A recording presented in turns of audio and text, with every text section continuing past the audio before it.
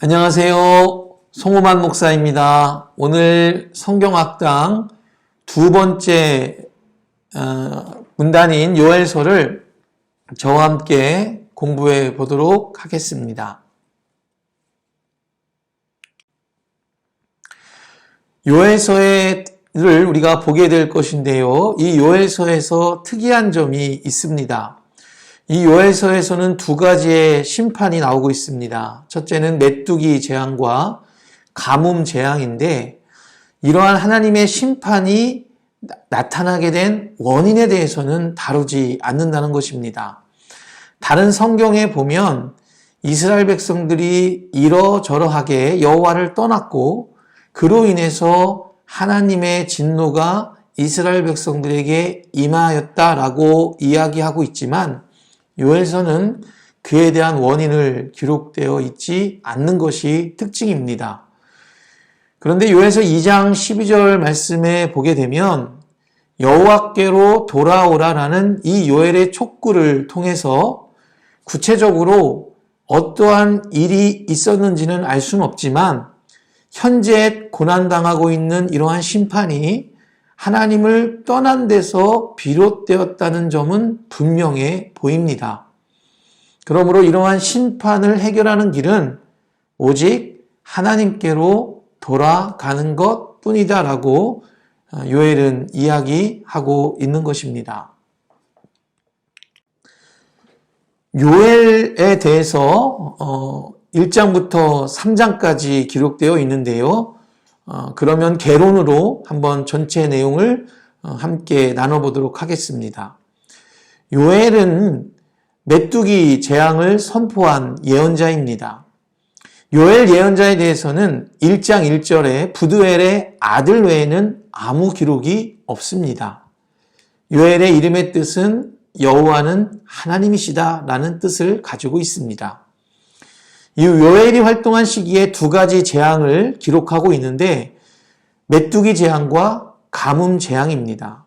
메뚜기 재앙은 당시 중동 지방에서는 아주 흔한 재앙이었다고 합니다.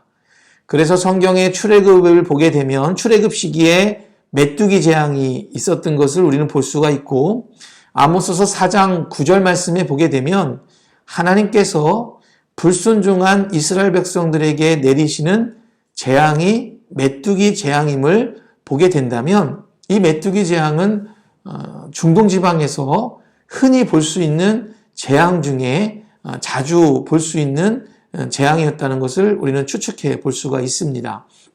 특별히 이 메뚜기 재앙은 농부들이 가장 두려워하는 재앙이었다고 합니다.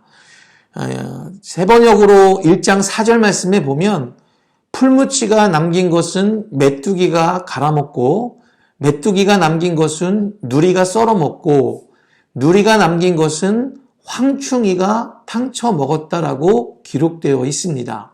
심지어 세번역으로 1장 6절에 보면 메뚜기의 재앙을 메뚜기의 군대로 표현하는 것을 보게 되면 당시에 얼마나 큰 재앙이었는지를 우리는 생각해 볼 수가 있습니다.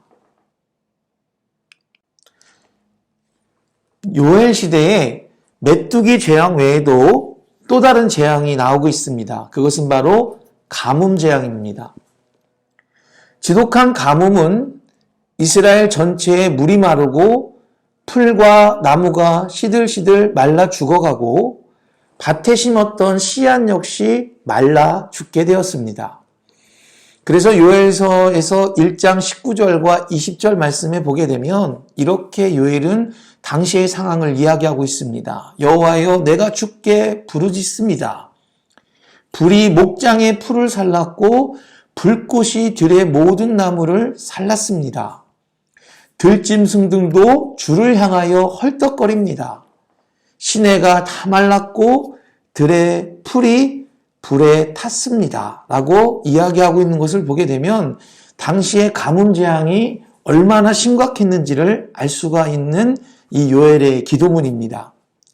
이 가뭄 재앙을 통해서 우리가 추측해보고 생각해볼 수 있는 신앙의 결실은 무엇일까요? 그것은 땅의 모든 수확과 결실, 풍요로움이 인간의 스스로의 노력과 힘에 달린 것이 아니라 하나님에게 달려있음을 선언하는 것입니다. 이스라엘 민족은 포도나무와 무화과 나무로만 살아가는 민족이 아니라 바로 포도나무와 무화과 나무를 소유하신 하나님으로부터 말미암아 살아가는 민족임을 상징적으로 보여주는 것을 우리는 알 수가 있는 것입니다. 이런 메뚜기 재앙과 가뭄 재앙, 이렇게 두 가지의 재앙이 한꺼번에 오게 됩니다. 먹을 것이 없는 백성들은 굶주리게 됩니다. 하나님께 드릴 예물도 없습니다. 이전에 여러 가지 재앙이 있었지만 이처럼 무서운 재앙은 아니었습니다. 이것은 무엇을 상징할까요? 단순히 밭에 수확이 없는 가뭄과 메뚜기 재앙으로 먹을 것이 없어서 회개하라 라고 하는 것이 아닙니다. 이는 하나님과 이스라엘의 관계 단절을 상정함에 슬퍼하라고 말씀하시는 것으로 우리는 해석할 수가 있는 것입니다. 이런 백성들의 궁금증을 풀어주는 요엘이 나오고 있습니다. 이것은 바로 하나님의 심판의 날이 가까워왔음을 보이는 징조라고 해석을 줍니다. 이는 종말의 때가 가까이 왔고 세상 끝날이 눈앞에 이르렀다는 징조로 해석을 합니다. 이럴 때 요엘은 무엇라고 말을 했을까요? 바로 옷을 찢지 말고 마음을 찢으시오라고 말하고 있습니다. 2장 12절에 보면 여호와의 말씀이 너희는 이제라도 금식을 하며 울고 애통하고 마음을 다하여 내게 돌아오라. 2장 13절에 너희는 옷을 찢지 말고 마음을 찢어라. 너희 하나님 여호와께로 돌아오라. 그는 은혜로우시며 자비로우시며 노하기를 더디하시며 인애가 크시사 뜻을 돌이켜 재앙을 내리지 아니하시니라고 선포하고 있는 것을 우리는 볼 수가 있습니다. 옷을 찢지 말고 마음을 찢어라. 이것이 요엘이 가르쳐 주시는 하나님께로 돌아가는 방법이라는 것을 우리는 알 수가 있습니다. 이 말은 무슨 뜻을 말할까요? 회개를 하되 형식적인 회개나 의례적인 회개가 아니라 마음속 깊은 곳에서 우러나오는 진실한 회개, 전적인 회개가 필요하다라는 것을 요엘은 외친 것입니다. 이 선포는 이스라엘 백성들은 회개를 할 때 옷을 찢는 습관이 있었다고 합니다. 그래서 옷을 찢는다는 것은 마음이 찢어질 듯 괴롭고 애통하다라는 표현으로 쓰였는데 요엘은 옷을 찢는 거칠의 회개뿐 아니라 마음을 찢는 진정한 회개를 하라고 호소하고 있는 것입니다. 그런데 이러한 회개 앞에서 요엘은 또 다른 것을 요구합니다. 한두 사람만이 회개할 것이 아니라 온 백성이 회개해야 한다라고 말을 하고 있습니다. 아니, 나팔을 불고 다니면서 이스라엘 모든 백성들에게 금식성회를 열자고 제안까지 합니다. 2장 15절을 보게 되면 이렇게 말합니다. 너희는 시온에서 나팔을 불어 거룩한 금식일을 정하고 성회를 소집하라. 16절에 백성을 모아 그 모임을 거룩하게 하고 장로들을 모으며 어린이와 젖 먹는 자를 모으며 신랑을 그 방에서 나오게 하며 신부도 그 신방에서 나오게 하라. 얼마나 심각했으면 요엘은 모든 백성들이 회개하게끔, 아니 전국의 백성들이 금식성회를 하자고까지 제안을 했는지를 우리는 볼 수가 있습니다. 모든 백성이 금식을 하며 회개하자고 말한 것을 보면 사태가 그만큼 심각하다는 것을 상징하고 있습니다. 그런데 하나님은 이러한 회개를 통해서 이스라엘 백성들에게 다시금 너희들의 그 회개를 통해서 나는 새로운 약속을 다시금 내려주는 것을 말씀을 통해 볼 수가 있습니다. 이스라엘 전체가 회개를 하면 하나님은 심판과 재앙을 거두시고 대신 은혜와 복을 내려주신다고 약속해 주고 있습니다. 그래서 2장 18절부터는 이러한 하나님의 약속으로 이 요엘서가 기록이 되어져 가는 것을 볼 수가 있습니다.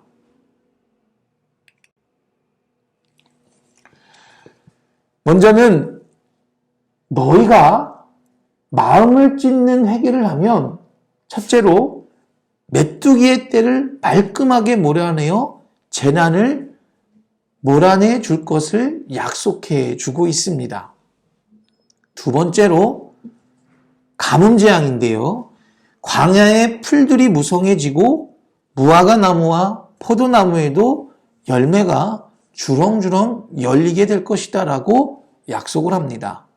셋째로 이른 비와 늦은 비를 제때 내리시겠다고 말씀하십니다.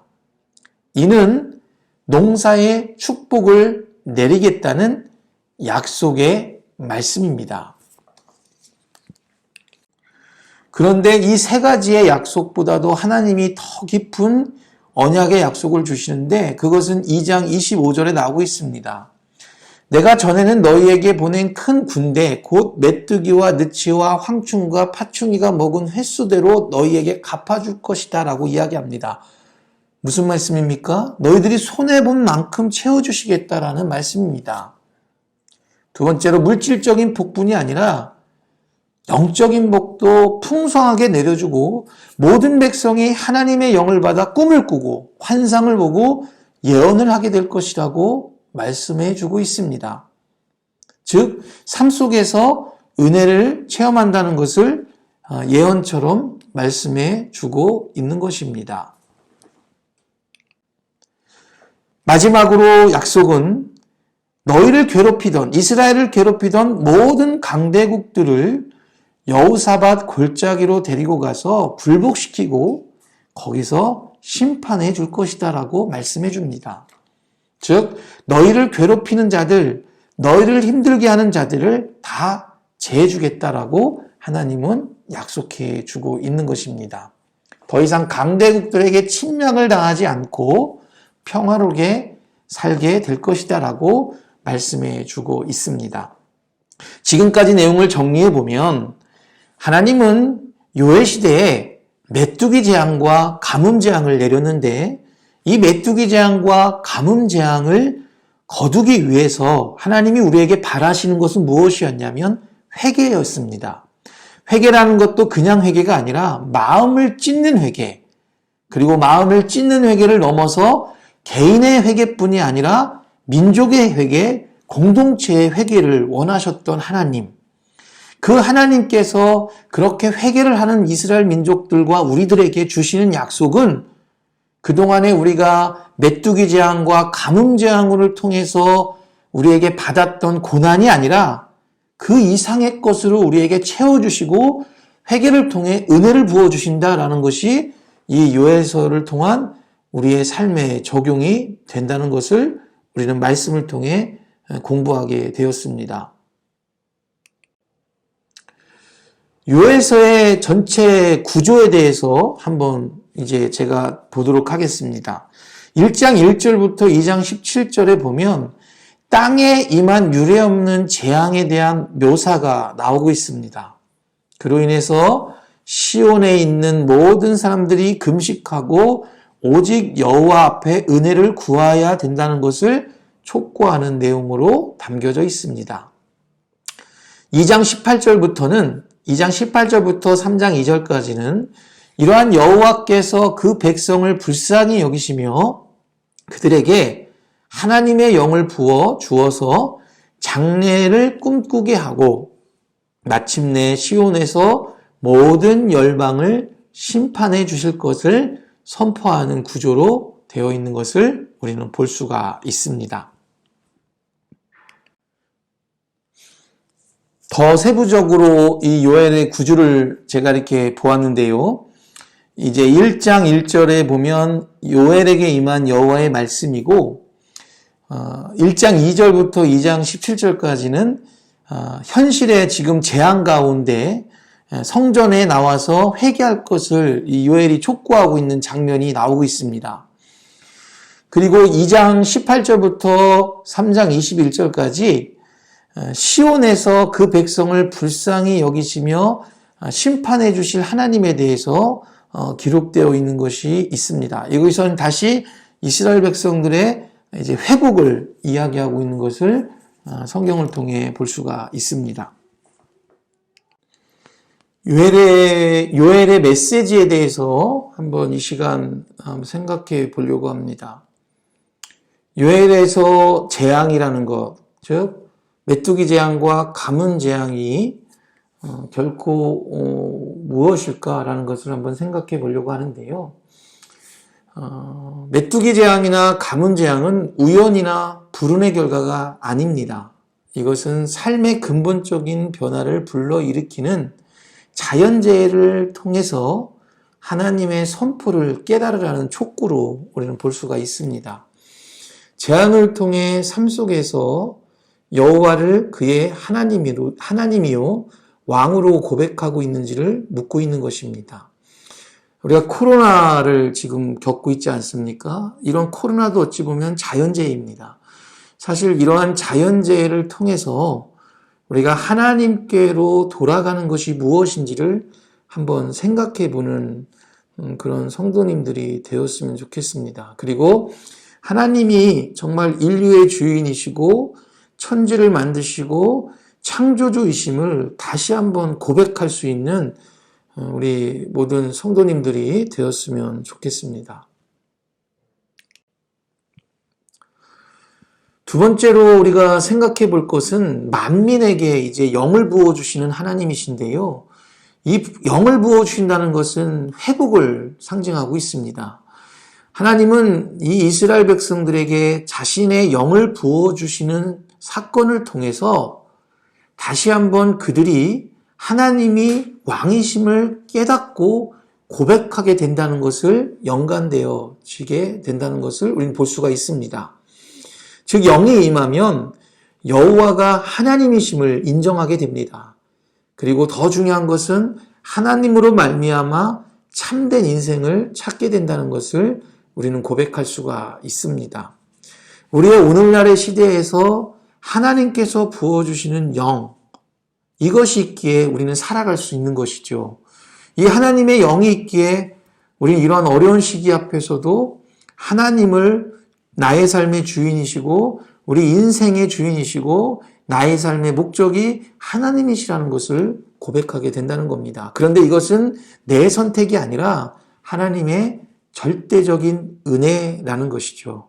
그래서 우리 각자에게 영을 부어주시는 하나님, 요엘을 통해서 예언해 주신 하나님, 이스라엘 민족들에게 영을 부어주시겠다고 하신 하나님, 그 하나님은 오늘도 동등하게 저와 우리 모든 성도들에게 하나님의 영을 부어주셔서 다시금 우리가 하나님을 하나님 되게 인정하게끔, 그리고 하나님만이 우리 인생의 참된 주인이시고 목적이 된다는 것을 깨닫게 해주시는 분이 지금도 일하고 계시다는 것을 우리는 고백하게 된다는 것입니다. 세 번째는 열방을 심판하시는 하나님이십니다. 아까도 제가 말씀을 드렸지만 회개를 하게 되면 하나님께서 마지막으로 이제 주변 이스라엘을 괴롭혔던 여러 민족을 심판해 줄 것이다라고 이야기하고 했는데요. 여호사밧 골짜기로 대표되는 하나님의 궁극적인 열방 심판은 요엘서의 주제이기도 한다는 겁니다. 이스라엘을 짓밟는 열방을 하나님께서 궁극적으로 심판해 주십니다.